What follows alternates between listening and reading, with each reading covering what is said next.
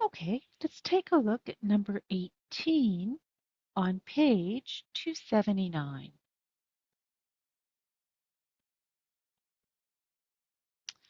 A mass attached to the end of a long spring is bouncing up and down.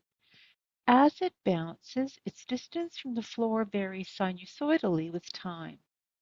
When the mass is released, it takes 0.3 seconds to reach a high point of 60 centimeters above the floor, and it takes 1.8 seconds for the mass to reach the first low point of 40 centimeters above the floor. Here's a graph of the springs, and sketch the graph of the sinusoidal function. So time is always on our horizontal axis. Our vertical axis is height. It increases by 10 centimeters in height, and time increases by 0.6 seconds.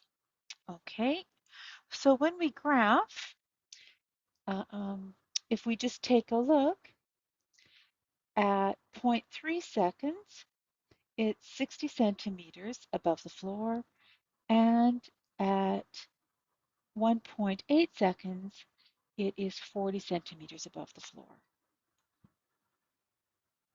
Determine the equation for the distance from the floor as a function of time. So for example, from the graph, we know the amplitude is 10, b equals 2 pi over 3, c equals 0.3, and d equals 50. So the cosine equation for the distance d in centimeters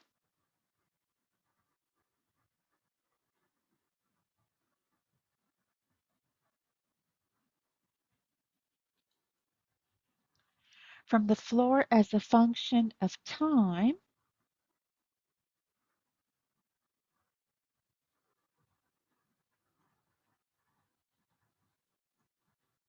in seconds will be d equals 10 cos 2 pi over 3 t minus 0.3 plus 50. What is the distance for the floor from the floor when the stopwatch reaches 17.2? Well, all we do is we substitute. So d equals 10 cos 2 pi over 3, 17.2 minus 0.3 plus 50. This is equal to 43.308. So the distance from the floor when the stopwatch reaches 17.2 seconds is approximately 43.3 centimeters. What is the first positive value of time when the mass is 59 centimeters above the floor?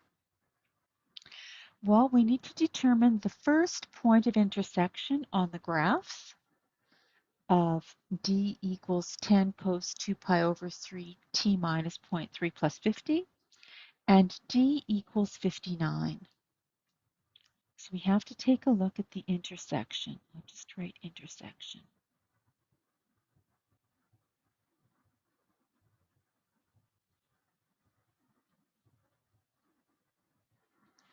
And we get when the mass is 59 centimeters above the floor, is approximately 0.085 seconds.